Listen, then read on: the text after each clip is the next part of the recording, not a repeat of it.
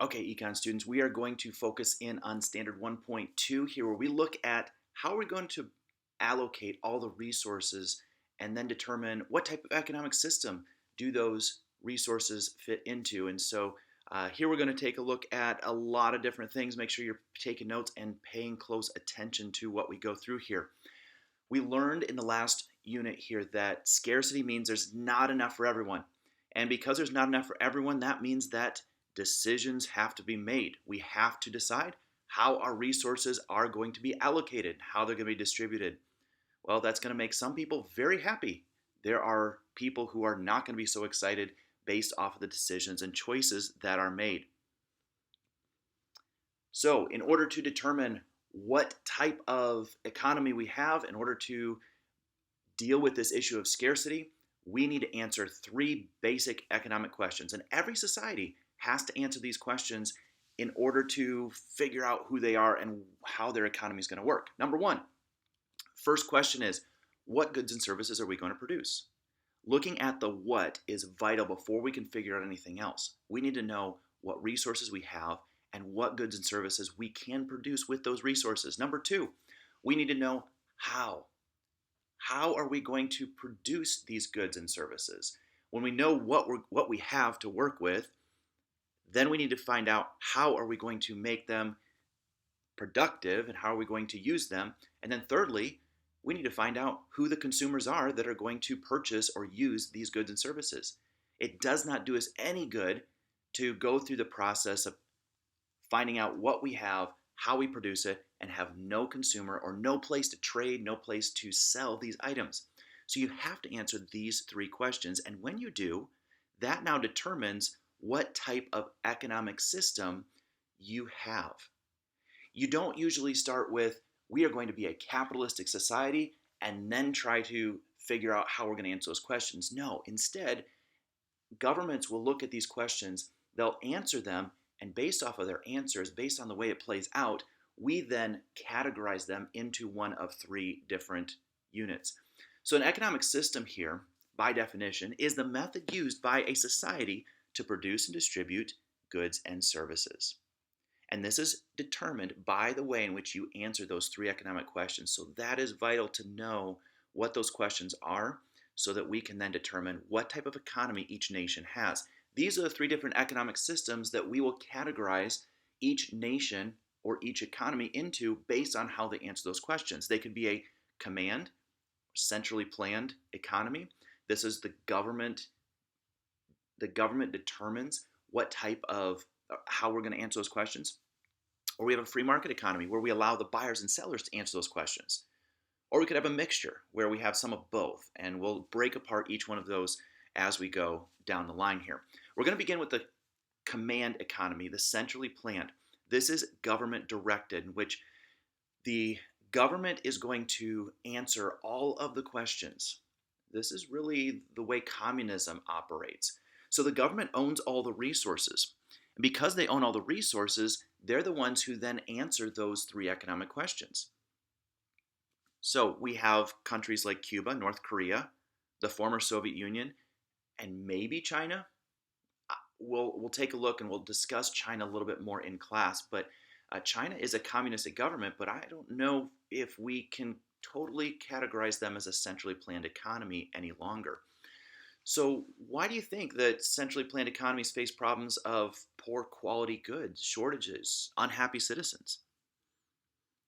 Well, part of it's due to the fact that there's little incentive to work harder.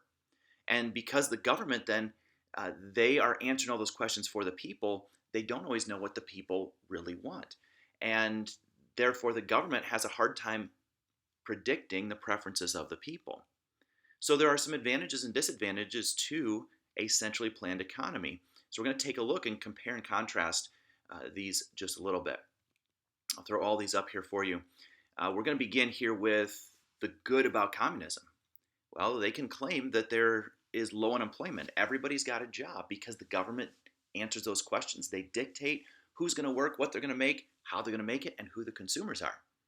So there's great job security in these type of countries because the government's never going to go out of business, and they're always going to be able to provide jobs for the people. There's less inequality among incomes. Most everybody's going to make the same amount. And they can also offer free healthcare. I put that in quotes because nothing is ever free. And so there's always a cost somewhere to someone. And the people, in essence, are paying for that in lack of wages or other areas that they miss out on. Now, the disadvantages of communism: there's no incentive to work harder. Even though everybody has a job, there's no incentive to do more, to push yourself even further. There's no incentive to innovate or come up with new and good ideas because the government's going to make all the decisions anyway. So why would I put in effort to invent something new or come up with a new business plan if the government's not going to jump on board, or I'm not going to have the freedom to profit myself? Instead, everybody's going to share in the profits, so why try? There's no competition. And so quality, it keeps the quality of the goods very poor. There's no incentive for companies to improve their product. They can just keep making trashy goods because there's no other competitor out there to try to make them better. A lot of times it does lead to some corrupt leaders. And then in most communist nations, there's few individual freedoms. So even though there are some positives, we can look at that, the positive column over there, and we can say, wow, that looks great. There's very little unemployment, but the quality of life may not be as expected. So we have to look at both sides when we examine this. I like this particular meme, quote, whatever you want to say it, when you look at revolutionaries and the fact that they are trying to stop the force of capitalism, but yet you walk into Gap and you see them being on a t-shirt in the store there. A little bit of humor. Now let's talk about free market system. The free market system is largely attributed to the writings and ideas of Adam Smith in his book, The Wealth of Nations. I would keep Adam Smith in mind, write him in your notes here, because of the fact that he is the one who comes up and with these ideas on paper. It's not a new idea with him. He simply puts it out in book form for people to read, and the ideas spread. So Adam Smith, The Wealth of Nations, develops the idea of the free market system, also known as capitalism. So let's talk about characteristics of this free market. In a true free market economy, there is very little government involvement. Adam Smith called it laissez-faire economics, which means let it be. The government takes a hands-off approach, letting the buyers and the sellers determine prices, determine rules, answering all of those three economic questions. So the individuals in a free market own all of the resources. And because they own the resources, they have control to answer those economic questions. They all have an opportunity to make a profit. That's a key component of this free market system, is profit. And so because they can make a profit, it gives them incentive to produce quality items efficiently. I told you earlier in the semester that this term efficient was going to be a key part of economics. In a free market economy, in order to make a profit or to increase your profit, you have to learn how to produce your items efficiently and continue to make items that are quality so that people will continue to buy them. It also provides a market of a wide variety of goods that are available to consumers. And they have choices. Because they have choices, it pushes the producers to make higher quality, better, more innovative goods because of these two ideas. The ideas of competition and self-interest. They work together to help keep the economy in a regulated state. That's where prices stay low and quality goes up. That's very unique. A lot of times when we think about prices going down, we think we suffer in quality. But if you look at some of our technological advances, such as the development of televisions, when we think about the way in which the television market has changed over the years, it has brought higher quality at lower prices because of competition and companies who are competing for your business. So when a new technology in the TV market comes out, it is something that everybody wants, but only a few can afford. It's very expensive.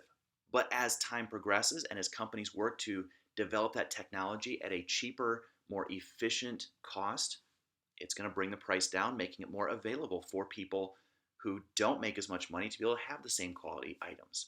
And then they invent and innovate and come up with something new and better, and we start the whole cycle again. So let's take a look at an example here of free market and how it regulates itself. If consumers want smartphones, there's only one company that's making them. Let's say it's Apple right now. Other businesses have the incentive to start making smartphones and earn profit. So you might throw Samsung in there, and they're going to now try to make a profit because they see that Apple is making something that people want, and Apple's making a huge profit off of it. This leads to more competition. Pretty soon you get a third company that starts making smartphones, and then a fourth company because people see, I could make money doing this. So as there's more competitors in the market, now you have 4 companies competing for your business.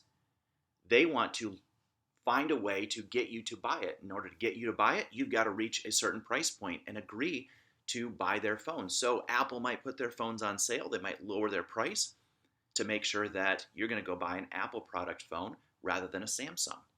Samsung's going to do the same. They might lower their price to try to take away some consumers from Apple, or they might roll out a brand new idea with the smartphone, maybe a better camera, maybe higher pixel quality.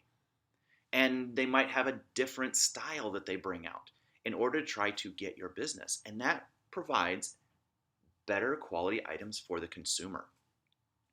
So we produce the goods and services that society wants because resources follow the profits. That's a key idea here. Resources follow the profits. And we have more because the profits then are able to be distributed to those that provide the resources. So the end result here, the most efficient production of the goods that consumers want, produced at the lowest price and the highest quality. The most efficient production of the goods that consumers want, produced at the lowest prices and the highest quality. That's what we get in a free market system. Now, if we look at this same illustration in a centrally planned economy, consumers want smartphones, only one company is currently making them.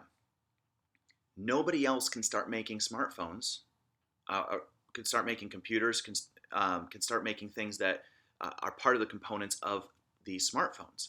There's no competition. And because there's no competition, that means Apple is the only person making smartphones. The government has said, Apple, you have the monopoly on smartphones, and so therefore Apple can continue to make the iPhone 1 for years and years and years with no incentive to try to make something better. So they can keep their prices high. There's nobody else that is competing for their business. They don't have to make a higher quality phone. Everybody's content with this. They don't know there's technology available that's better. And there's no product variety. You get what you get, and that's what there is. So there's no incentive for them to produce a newer, better, higher quality phone until the government decides that they're going to create a new factory or they're going to create a new idea and then tell Apple, you have the green light, go ahead and make the iPhone 2. So the end result of a centrally planned economy is you have a shortage of goods that consumers really want. And then when they are produced, they're produced at the highest prices, but low quality. There's no incentive for them to make the quality better. They're just going to make whatever they can make and throw it out there, and that's what the consumer gets without any competition. So imagine a farmer's market, and so the farmer goes out and he sets the prices in the morning for whatever he's selling. Customers come in, and they're going to make purchases that are going to benefit themselves. If the apples are priced too high at your farmer's market booth, people will not buy them. They don't sell. They continue to sit there throughout the day. After a few hours, you have poor apple sales. The farmer decides, maybe I should lower my price. Once he does, apples begin to sell. Customers are happy. The farmer's happy. Producers and consumers are acting in their own self-interest, and they automatically make adjustments. This is part of the free market system where you as the apple producer at the farmer's market get to determine your price and make adjustments till you get the sales that you want. And part of this is related to the invisible hand concept. This is the concept that society's goals will be met as individuals are seeking their own self-interest. Again, remember that we're not talking about selfishness here. We're talking about self-interest, trying to put ourselves in the best possible scenario economically. So let's look at an example here. Society wants fuel-efficient cars. So those who want to make a profit are going to see that there is a demand for fuel-efficient cars. Perhaps the oil industry has increased their price of gasoline. So people no longer want large SUVs and large trucks. They want fuel-efficient cars. They want low or high mileage cars that are going to be able to make their fuel more efficient. Now, as Ford and Toyota and Dodge are going to compete for your business to buy their cars, they're going to lower their prices, make higher quality cars, and make them more fuel efficient. And in their factories, they're going to be more efficient as well. And you're going to buy whichever car you decide fits your needs best. The government doesn't need to get involved in this, since the needs of society are automatically met by the demand of the consumers. Because the consumers are acting in their best interest, saying, I want a fuel efficient car at the best possible price with the best features I can afford. The company is also saying, I'm working my best interests because I want their money. So I'm going to make a product that they're willing to pay for, and we're both walking away satisfied and happy. So competition and self-interest are the invisible hand that regulates the free market. Now, I know you can't see me, but if you were to imagine here an invisible hand in the economy pushing prices up or keeping prices down, that's what we're talking about. This is the invisible hand concept that by self-interest, both on the producer and the consumer's side, it's what keeps a free market system in balance to where both sides can remain happy and continue to provide for the needs of the other. Now, let's go to a mixed economy. Now, mixed economies are where we're going to have a little bit of both of what we just talked about. We're going to have free market, but a little bit of government intervention. Almost every country in the world is going to have a mixed economy. There are very few true economies that are capitalist or true state-run, centrally planned type economies. So take a look at this question here and quiz yourself a little bit. Unlike a market economy, a command economy look at those four options. I'll pause for just a moment, give you a chance to look through it, answer before I reveal your answer.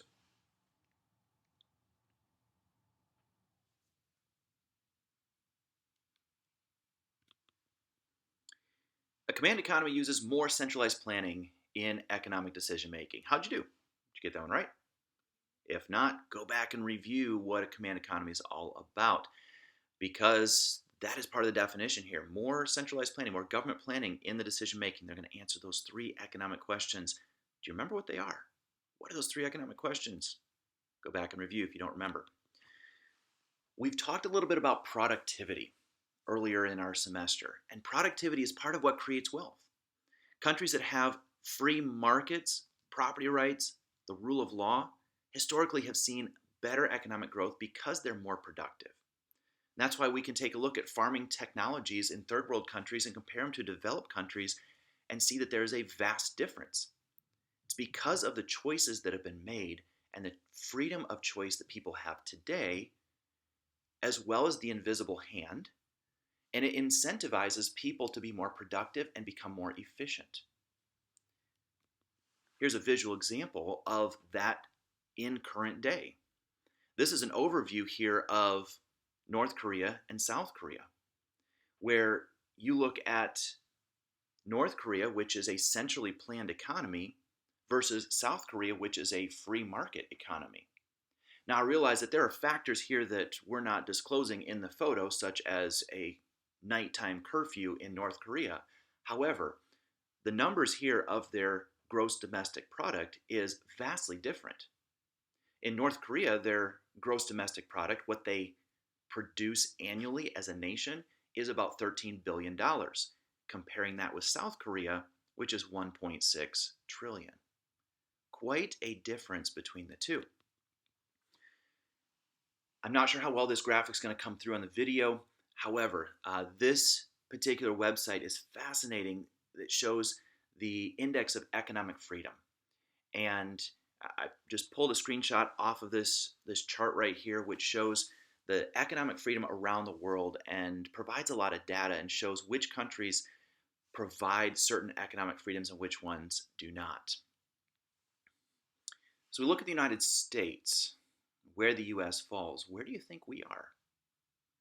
Do you think the United States is more of a centrally planned, government-run type of economy? Are we a free market economy?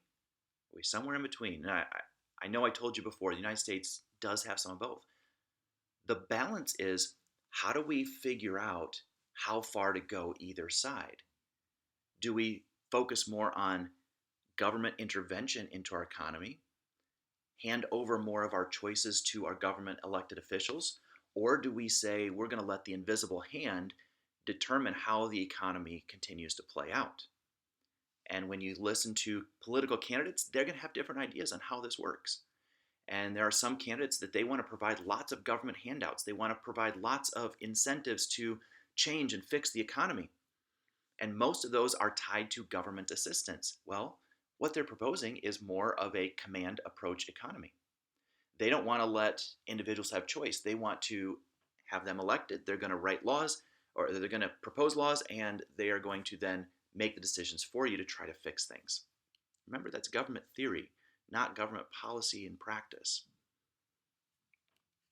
So I encourage you to think through your particular viewpoints on how much government intervention you want so that you can help elect officials and decide, where do we want our nation to be? How much freedom do you want? How much do you want to leave it in the hands of those that you've elected? How much do you want to allow for the market to work itself out? Thanks for watching. Hopefully this has been beneficial. Hopefully it's been helpful in the explanation of the different types of economies. Please come see me in class if you've got any questions or anything you did not understand.